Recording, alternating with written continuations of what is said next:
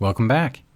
In this second video, we're going to resume our discussion of how to use the residue theorem to evaluate certain real integrals. Now let's take a look at integrals of the form f of x, the integral of f of x, where f of x is a rational function in terms of the real variable x, and the integral is from minus infinity to positive infinity. It's an improper integral. Now before we can really answer this, we need to talk about what exactly do we mean by an integral from minus infinity to positive infinity. In calculus, we always make a precise definition of what we mean by having an infinity in there. Now, you may have seen this before in your second semester calculus class.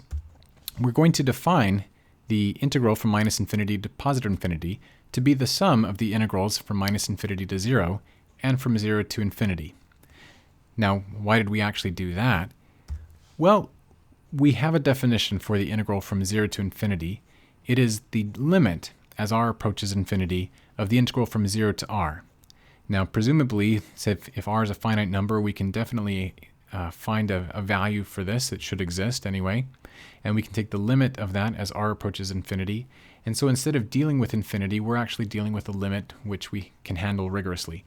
We have a similar limit for the first integral there. Now, this may not seem all that interesting to talk about, but we are actually going to be using something a little bit different called the Cauchy principal value of an integral. Now, the definition of the principal value of an improper integral like this is the limit as r approaches infinity of the integral from minus r to positive r. Now, as you imagine minus r and positive r changing as r goes to infinity, you'll say that maybe this is ending up to be the same as it is there. But there are some examples where the Cauchy principal value does not exactly equal the actual integral. You'll notice, for instance, if we take the integral from minus infinity to positive infinity of the sine of x dx, if we tried to anyway, we would have to find the limit as r approaches infinity of the integral from 0 to r of the sine of x. Now, because sine of x is oscillating, this limit doesn't actually exist, and neither does the other limit. So the integral from minus infinity to positive infinity of the sine of x does not exist. However, as we take the principal value, we're going to be looking at the limit from minus r to positive r of the sine of x. Now, since sine of x is an odd function, it's symmetric about the origin, and all the area contributions between 0 and r will be exactly opposite the area contributions of the function between minus r and 0. And so this integral will equal 0, no matter what r is, as long as we go from minus r to positive r. Now, because the integral is always 0, as r approaches infinity, the limit will equal 0 as well. And so the principal value of the integral will exist. It will be a limit of 0, although the original integral did not exist. So there are some weird cases like that where the principal value does exist and the original integral does not. However, it is true that if the first one does exist, if the integral from minus infinity to positive infinity does converge, then it will equal the principal value. Sometimes you can find a principal value where the integral does not exist, but if the integral does exist, it will equal this principal value. Now, why are we mentioning this? Well, the principal value is actually going to be what we're going to find using the residue theorem. Let's take a look at a specific example. Let's suppose that you wanted to find the principal value of the function of 1 over 1 plus x squared cubed, of the integral of that function from minus infinity to positive infinity. Now again, you'll notice this is a real integral. This one would have made sense in your second semester calculus class. In fact, you may even have some ideas about how you would handle it using techniques from second semester calculus. We're going to see how to use the residue theorem though, and you can decide which method you prefer. Now, we're going to be finding the principal value here. We're going to choose as our contour a contour that goes from minus r to positive r, because the definition of the principal value has an integral along that portion of the real line. So this contour will match up along that line segment, which we'll call C1. Now, because we're supposed to choose a closed contour, we'll need to have a way of getting back from r to minus r, and we'll go ahead and just choose a semicircular arc. That's what we'll call C2. And C will be made up of these two portions. Now, having chosen a contour, we need to choose an integrand. I'm going to go ahead and just replace the x's by z's. And in that way, my integrand, when I break it up onto the real line part and the semicircular part, the real line part will coincide exactly with the original integral. I'll be integrating 1 over 1 plus x squared cubed, because as I integrate along this expression, this function is exactly equal to this function, and integrating with respect to z is exactly the same as integrating with respect to x. Now I can't really say much right now about this other integral, but this seems to be a good choice for the integrand. Now we know that the limit as r approaches infinity will be the limit of these integrals along these two contours. We know that the first limit would be the principal value, and I know that if these two pieces have limits that exist individually, then the limit of their sum will just be the sum of their limits. So I'm going to go ahead and see whether these limits exist. I'm also going to take a look at what the value of the integral should be using the residue theorem. Let's look at that first integral using the residue theorem. We've got the function 1 over 1 plus z squared cubed. Now, the residue theorem says I need to take a look at where the singularities are and evaluate the residue at those. The expression can be factored. I can take that denominator and break it up into a z minus I and a z plus I, and so I'll have those cubed. And we'll see that the poles are minus I and positive I. Now, as r goes to infinity, because of the where we've drawn our contour, you'll see that only the pole I is enclosed for larger values of r. And so I can find the residue at I. If I can do that, I will multiply by 2 pi I, and that will give me the value of this contoured integral. Now, I is a pole of order 3, so to find its residue, I'm going to multiply the expression by z minus I cubed, take 2 derivatives, and divide by, take the limit of that, and then divide that limit by 1 over 2 factorial. Now, going through that, I won't actually show all the steps, but we end up with 3 over 16i, and you're invited to verify that for yourself. But taking that residue of 3 over 16i, putting it in for the residue here, timesing by 2 pi I, we'll end up with an answer of 3/8 pi. All right, so we're done with step 2. We have used the residue theorem to find the value of our contour integral. Now the way to finish is to see whether this 3/8 pi is closely related to this real integral, which is slightly different from a contour integral, or not. Hopefully it is. We're going to remind ourselves of what we did in choosing our contour. Our contour integral was equal to the sum along C1 plus the sum along C2. Now the contour C1 was exactly the real line between minus r and r, and so the expression we get there will be the principal value we care about. And then if we can find the limit of that second integral, and if that limit exists, then I can use that value of that limit and plug it in with my residue theorem value we found, and we'll know exactly what the principal value I was asked for is. Now I'll just jump right to the end. I'll tell you the limit here is equal to 0, and because of that, our principal value we asked for is exactly equal to 3/8 pi. Now that's the answer, and you maybe be surprised to see that this integral, which had nothing to do with sines or cosines or anything like that, actually ends up having a pi as an answer. All right, now how do we actually get a 0 here? How did we know that that was 0 so that we could then finish the problem? Well, let's go back and remind ourselves what C2 was. C2 was the semicircular arc. We traced out a circle with radius r centered at the origin, and as we do that, we're going to bound the value of this integral using the ML inequality. Now remember that m is going to represent an upper bound on the value of the integrand function along that contour. L is going to be the length of that contour. Now as I try to bound this expression, this fraction, I'm going to take a look just at the denominator. The absolute value of that denominator will be equal to the absolute value of 1 plus z squared cubed. I'm using a power of that absolute value function, a property of that function.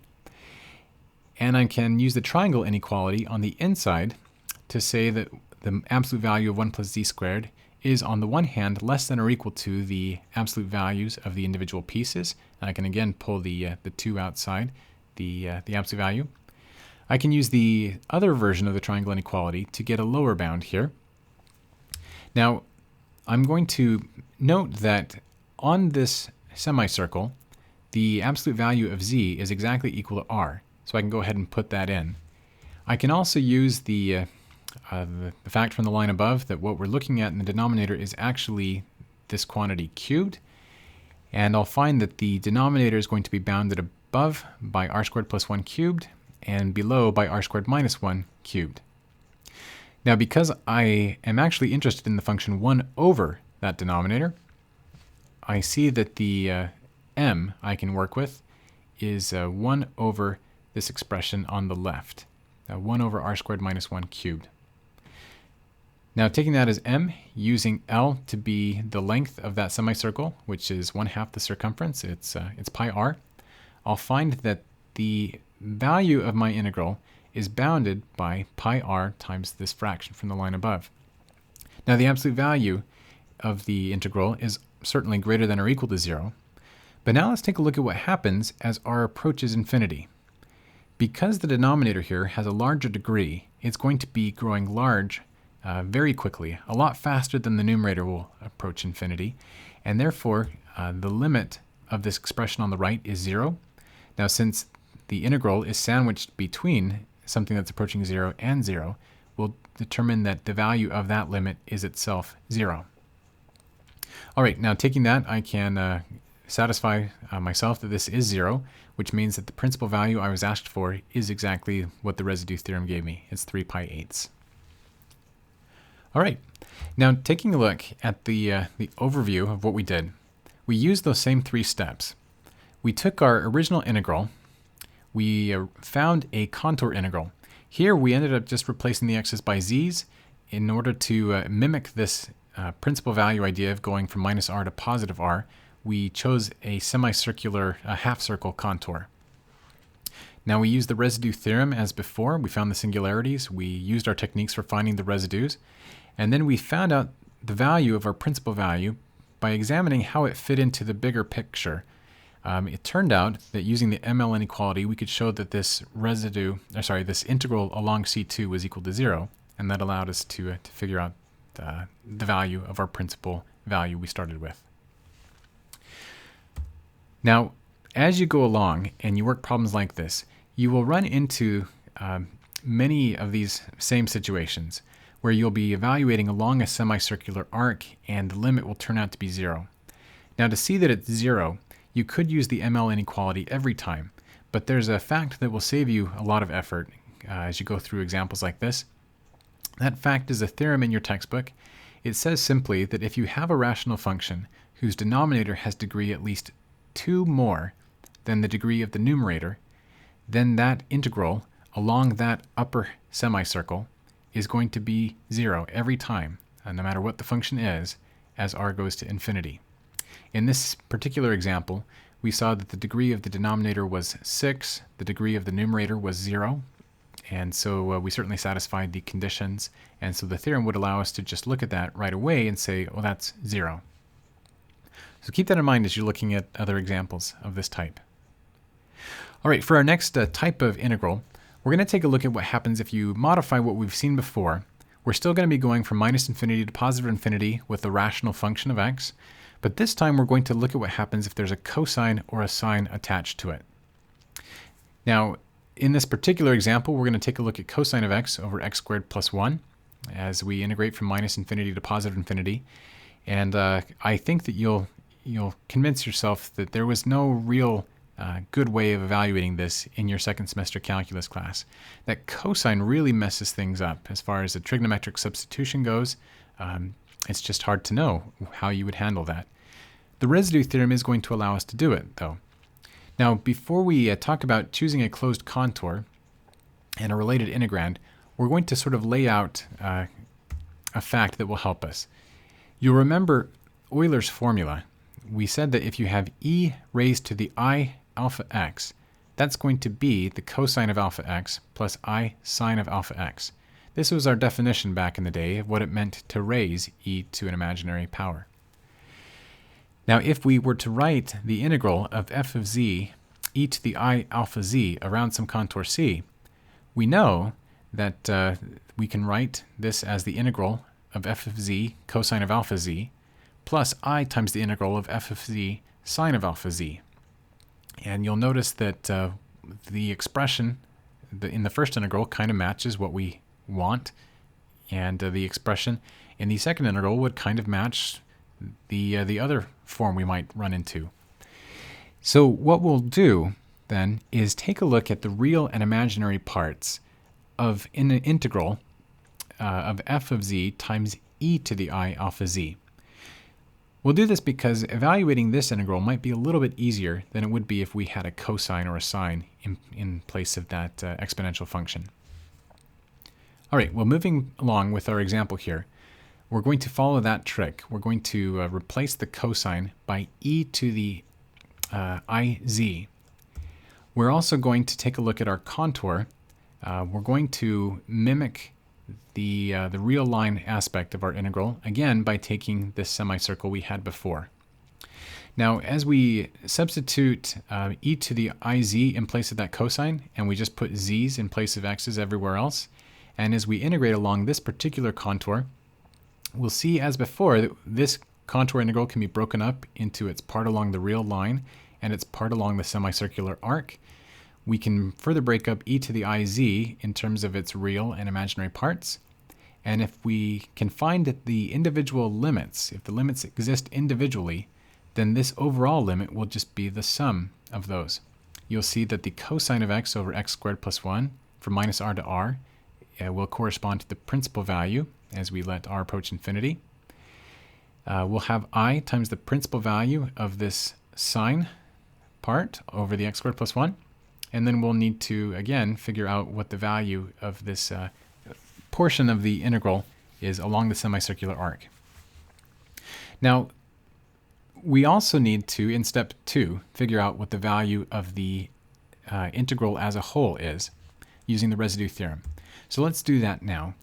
Taking our e to the iz over z squared plus 1, we're going to use the residue theorem, noticing that this function has poles at I and minus I, and that as before, as r goes to infinity, our contour is only going to include the pole z equals I. We'll find the integral by taking 2 pi I times the residue at I.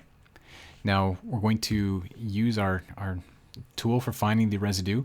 We'll take z minus I, times it onto our function, and evaluate the limit as z approaches I. Here the z minus i's will cancel out, and when we plug I in for the z's, we'll get e to the minus 1 all over 2i. Now that is the value of the residue. Let's put that in to our expression here. We'll end up with a value of pi over e for this contour integral. Now, having found the value for the contour integral, we're going to remember how it related to the value of our desired integral. The expression 1 over z squared plus 1 e to the iz can be broken up in that way we've seen before.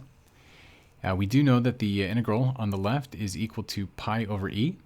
We do know that that will equal the sum of these integrals, assuming that these individual limits exist. And as before, we'll just jump right to the end. I'll tell you that these two integrals, or these two limits, are equal to 0. And therefore, the principal value we care about is itself equal to that pi over e. All right, now how do we actually determine that these were equal to 0? Well, there are two different ways, depending on which integral we take a look at. As we take a look at that inner integral, the sine of x over x squared plus 1 is an odd function. That means that it's symmetric about the origin. It means that if you were to integrate this thing from minus r to positive r, no matter where you started and stopped, if you went from minus r to positive r, the parts below the x-axis will have exactly the same area as the parts above the x-axis, and so the integral will equal 0, no matter what r is. And as you take the limit as r goes to infinity, the principal value will be 0, just because this integrand is an odd function. Now that's a trick that comes in handy quite a bit, actually, for the kinds of problems you'll be running into in your textbook, so please be aware of that. Now as we identify that that part is equal to 0, we turn our attention to the last integral and remind ourselves that C2 is this semicircular contour. So as we did in the previous example, we can use the ML inequality. Just briefly skimming through that, we'll notice that the points Z on this semicircular arc can be parameterized as r e to the I theta. And if we substitute that in for Z and take the absolute value, we'll get e to the minus r sine of theta. We'll take the absolute value of the denominator as well. Now, omitting some of the details, we'll see that the numerator is less than or equal to 1. The triangle inequality tells us that we can replace the denominator by r squared minus 1. Finding the length of C2, that's pi r again, timesing them together, the ML inequality tells us that this integral has an absolute value trapped between 0 and this expression. And as before, as r goes to infinity, the fraction on the right also approaches 0. So the value of the integral is going to be 0. The limit will be 0. Now, as in the last example, there's a theorem that will allow us to simplify these things a little bit more quickly. We don't have to break out the ML inequality every time. If you have a function whose denominator has degree at least 1 larger than the degree of the numerator, and that function is times by e to the I alpha z along a semicircular arc of the form we've talked about, then that integral will approach 0 no matter what the rational function was, no matter what alpha is. The limit will be 0 as r approaches infinity. Now you might get an idea of why that will be. We actually are not going to go through the proof of this. Your textbook admits it as well. But it's something that you can use. You'll notice here, since we had a denominator with degree 2 and the rational function had degree 0 up top, this would have allowed us to conclude right away that that was equal to 0. All right, now with those two strategies in mind, looking for odd functions and looking for functions with that particular form, we can conclude that these two are 0. We'll find that the principal value we were asked for is equal to the value that the residue theorem gave us, and that concludes the problem. You'll see that just as in the others, we chose a closed contour and a related integrand, we used the residue theorem, and then we found out how our desired integral related to the value of the integral we found in step 2. A bit more specifically, what we did was replace our cosine or sine by e to the iz and replace all the other x's by z's in the integrand. We chose a contour that followed the x-axis between minus r and then used a half circle for the rest of it. And then we used the residue theorem and we figured out these values. Okay. All right, now these are pretty standard problems for finding real integrals using the residue theorem. They're not the only problems that can be asked, though. We're going to stop the video here, but one thing that you'll find as you go through and look in textbooks and so on, you'll find that there are ways to tinker with what we've done to find integrals from between 0 and pi, for instance, instead of 0 to 2 pi of a rational function of sines and cosines. Maybe you've got a function that is actually not defined everywhere along the real axis, but you can still find the integral using a different contour. And maybe you'll have to do an integral where the contour you choose has to avoid some sort of branch cut, like we run into when we deal with square root functions, and so on. Take a look at those. You'll follow the same 3 steps, but the details will be a little bit more interesting than some of the ones we've seen so far. All right, well, that's it for us here. Let me know if you have any questions, and I'll talk to you later.